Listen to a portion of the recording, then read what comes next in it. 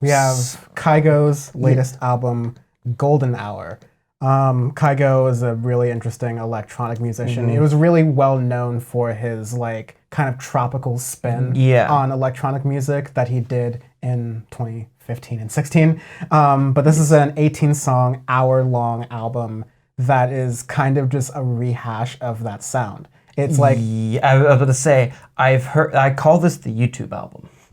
Because every single YouTuber puts a song like this into their videos, where it's like, you have a think of it, you have a selfie, like just put in feels like hey forever. guys, welcome to my blog. Exactly, and they're gonna go up like, look at my Tesla I just bought, and then it pans out, and then it has this stupid drop into the music, and it goes into this chill thing, and like then next thing you know, you're driving. Airy, like breathy kind of noises and music and the sound of it. And I've heard this 1,000 times in the past 5-6 years. Yeah. It's just, and you know, my problem with Future's album is that every song sounds the same. This, I think, is worse than Future's album because every song, I swear to God, is the same song, just redone. Where you have, The Truth is just, again, the most YouTube song ever I've heard, where, it's, you know, every cuck with a camera pointing at them, with the iPhone pointing at them, thinks they're cool because mommy bought them a Tesla, but they say it's their own. Lamborghini in the garage with, with a stack of books in the background. Shit, who was that guy's name? I can't think of him. But yeah, exactly like we that. We know, yeah. We all know. Lose Somebody is the only song Gary V.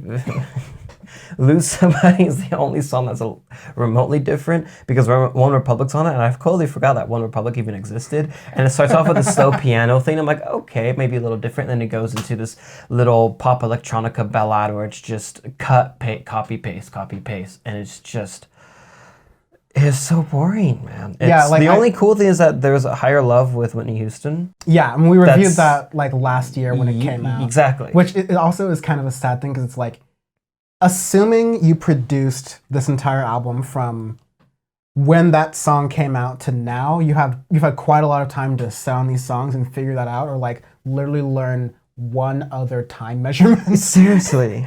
Because I almost wanted to do a trick where like I just like recorded the whole Kygo album and then chopped up the songs and then put all the songs together on a track to see if the drops happen at the same time. They almost do, because it's like you have a minute and a half and then drop. And it's always another like minute and then another drop. Voice comes in, kind of starts instrumental, singing for 2 verses about love in some way, losing it, gaining it, missing it, wanting it. And then there's like a middle part where it drops, and it's not like the build up like crazy anxiety. It's not Dylan Kygo Francis, has this like tropical house style of being like kind of da da da da da da da da da da. It's just like really annoying. It's just it's the internet age album where just everybody uses this music. Instagrammers use this music, and it's cliche. It's not even good enough for TikTok though, because it's not very like danceable. Like, it's really like it's just like it's elevator music, but for Molly Munchers is kind of what this album is. It is the you listen to it as you're walking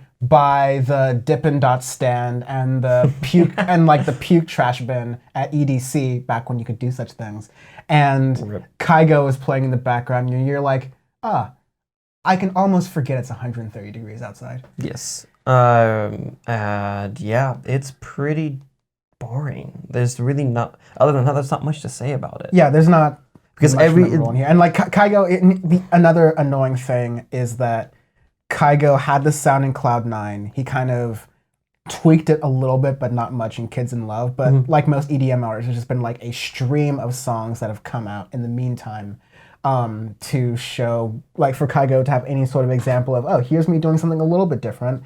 And it doesn't happen. And it happens in its own brand in each genre, like bland pop and elevator pop is its own thing compared to elevator trap is its own thing compared to elevator EDM. And they're all terrible for their own reasons, but yeah, I just want something more than the same. Because there's so many good electronic music artists out there. I mean, Kolsch is one of my favorite, the Danish guy, and he's ridiculously good, but he doesn't have nearly as much traction as this because it's just a recipe for like the crowd pleasers galore, and that's this album. Yes, it's just. And yes, we are ignoring the Tyga song on here. I'm not going to talk about that. We are ignoring that. I'm just not. I don't want to. On the arbitrary scale of looted scores this week, this is a... You said a convenience store last time, so I'm not going to name another convenience store. I'm going to call this an AutoZone. You son of a bitch, because I was going to call this O'Reilly's. That's hilarious. Okay, they're just like car random parts. auto part store, and just you get in there and you're like, I don't know, because you go in there but you're fugazi, so you don't know cars, and you look in there and you're like, is this an alternator or what? Like, I don't know what this does. Because first of all, if you really know what you're talking about with car parts, you're going to pick your part. You're not going to AutoZone. That's rough.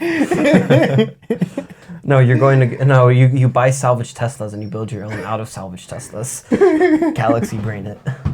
That's what you do. Lord. And make a YouTube channel about it. Oh, and put Kygo in there.